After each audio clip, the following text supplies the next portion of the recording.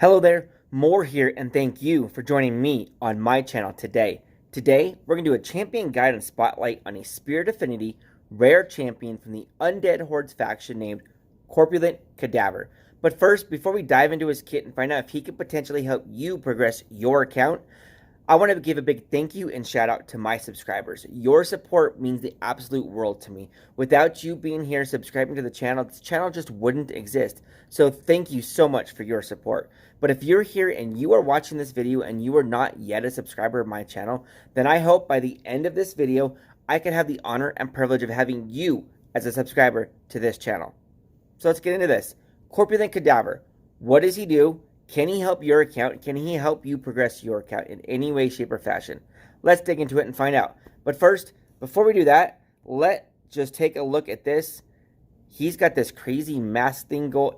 This is a disgusting looking champion, isn't it? But honestly, watching and looking at this mask, I don't know if anyone's seen it out there. There was a movie a long time ago called Man the Iron Mask, right? He reminds me of that. Just rammed in my head. All right, so let's get into his kit. His A1 attacks one enemy, inflicts additional damage, if this champion is under a shield buff. The damage is equal to 30% of the value of the shield. That is an interesting concept and idea. His damage is also based off of HP, so he's an HP-based champion. So the more HP you put on him, the more damage he can do, the more damage output he has, which is pretty nice in the end for him. So, and also that shield little mix in there is pretty cool, pretty helpful, pretty interesting. It's different. His A2, though, places a shield buff on this champion equal to 20% of their max HP for 3 turns. Grants an extra turn. And we'll tell you, though, that grants an extra turn, that is the ascended version of this skill. Not too bad. It does technically take a turn off the cooldown, of the duration of the shield itself. However, before you ascended it, it was only a 2-turn length duration shield. So, Plarium did a pretty good job with that one. When they added the ascension in there, gave him the extra turn, they gave him an extra turn on the duration of the shield, so you don't actually lose out on the shield.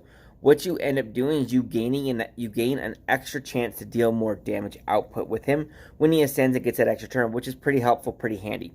His A3 attacks one enemy, has an 80% chance of placing a provoke debuff. Okay, not too bad. I would have preferred technically something different than a provoke debuff from him, because you want his shields to stay intact as much as possible, right? Because of his A1. His A1 has that built-in passive capability, right? So his A1 deals more damage based on the shield he has. And well, if you're letting provokes, you're going to force the enemy to attack him, and therefore you're going to take out the shield that you already have, that you've acquired in some way, shape, or fashion, whether it be from his A2 or whether it be from another champion on his team. You don't want that shield gone. You want it to stay as fully intact as much as possible so the A1 would hit as hard as possible, right? At least that's my thinking of it. So, hey there, if you're liking the video so far, hit that subscribe button down below. Thanks. So, instead of a provoke, I would have liked something like maybe, of course, I got defense down, but even like an accuracy down, or maybe like a buff for the team or something like that, like a critical hit increase, a critical chance, or a continuous heal, or something to that effect. Would have been a little more helpful, I think, than the provoke, but he's got provoke instead. His aura increases ally defense in all battles by 15%. That is a very valuable aura. That's an all-battle aura, and it's defense. Defense is one of the most valuable stats to do in general anywhere in the game. So it's not too bad. See, the masteries, I haven't done hardly anything on this. In just a couple minutes, I'm going to take him into the Minotaur's Labyrinth to show you gameplay of just what he can do, and that's where I started to get these scrolls from this guy. I'm going to end up scrolling this guy out because I like him. I like the potential he has, and I like just the interesting mechanics he has to help benefit the team. The mechanics he has to work for himself, I like it in general. I like to think things outside the box. I like unique champions, and this guy has definitely got some unique skills to him. So, what gear do I have on him? This guy. As you can see, I have a hodgepodge of gear going on right now. I only have one complete set, and it's a life set. Not too bad. I'm not too worried about that because right now he's not on my primary teams at the moment. What are the stats I've got him? Now remember, he is only level 40. He is only 4 stars, so he is not that built up yet. His HP, however, is 26,470. He's basically got 26,500. He's got a good chunk of HP. His attack is 500, but it's negligible because his damage is based off of HP, his max HP. So the more HP you build, the harder he hits. His defense is at 1100. That is just there for damage mitigation.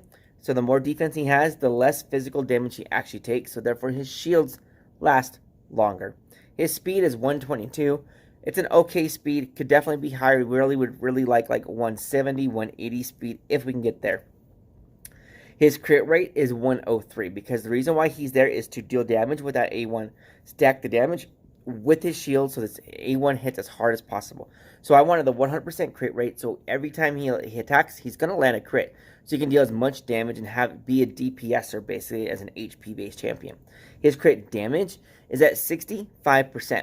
Not entirely too bad. It's not horrible. I focused on trying to get that crit rate maxed out before I was trying to work on this crit damage. So his resistance is 60 and his accuracy is 70. So he will land that provoke debuff on occasion, even though I would rather probably him not actually do it. But he will land it. So let's get into some actual gameplay. But first, let's level up that bulwark. Alright, let's get into some gameplay here. Dungeons, Minotaur's Labyrinth. We're going to take him to stage 15. Yes, I understand he is stacked with a team of 60s. This is my primary group of 4 that grind and farm my champions to max out their scrolls. I got it. So he is going to be here. He's not going to be carrying the team right now, but I wanted to get into this because I wanted to show you some gameplay of just what his mechanics actually look like. So let's kind of find out and kind of walk through what's going on when we do this. Pardon me, guys. So he just put the shield on himself. His A1 just hit for almost 8k, 8,000 with the defense down on that champion. Not too bad. Kill shit coming in from a level 40 on a stage 15 Minotaur. So you're maxed out stage on this, right? His A1 just hit for another 6,800. He's got a shield on him right now. That shield, I think, came from, not Minotaur. Wow. That shield came from Miscreant Monster over there on the far left. So we know Miscreant Monster can put on a pretty beastly shield in general, right? And so that shield that he had came from there. There's another shield on now, again, from Miscreant Monster. He put his own shield on there, took an extra turn, 4,800. This guy is going to routinely put out damage in the 5,000 to 7,000 range from his crits. There's a 6,000 hit. Apothecary is critting for 3,000. Granted, he's got a 3-hit A1, so that's a 9,000 total. This level 40 is critting for 5,000 to 7,000 at times. Miscreant Monster just crit with this 2-hit A1 for 5,000 apiece. So Corpulent Cadaver is actually critting for just about as hard as my level 60s are, which is not too bad. That was a 10,000 crit, 10,000 damage crit. Miscreant Monster did 11,000 total. Granted, they were weak hits, but still. Corpulent Cadaver is putting out some damage here. He's got his HP and he's got his shield. Remember, 26,000 HP. That's actually just shy of probably Apothecary and probably a little more than my marked right there, who are both level 60s.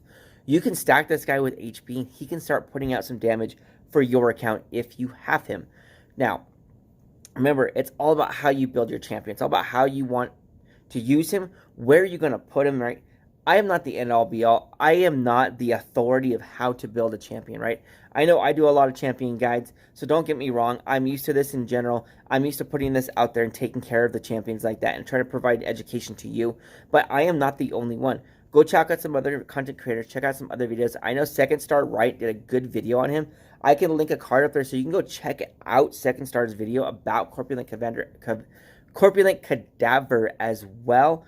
Go check that out and see just what you can do with your Corpulent Cadaver and if he could potentially help you progress your account just a little bit more efficient and just a little bit more effectively, right? So let's do one more little run. Let's going to do a quick run here. I'm going to take into, he is green. Let's set this up for him. Stage 7 of spiders. We don't want this team. You know what? We do want that team. Let's do it. No, we want Corpulent Cadaver. Come here, Corpulent Cadaver. There we go. And go. I'm just going to let this run on auto. We're going to see what Corpulent Cadaver could do. I have not tested this one out real quick at all. But I'm thinking Miscreant Monster, spiders equals huge shields. What can this guy do?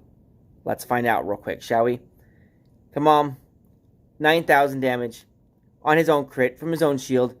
There's a miscreated monster shield. Let's go. Come on, Corpulent Cadaver. Let's go. Come on back around. Here we go. It's A2, isn't it? It's A3. His A1, 12,000. Not too bad. Not too shabby. Corpulent Cadaver could definitely have a spot in some people's teams on some accounts. Will he fit into your account? Can he help your account? Let me know down in the comments.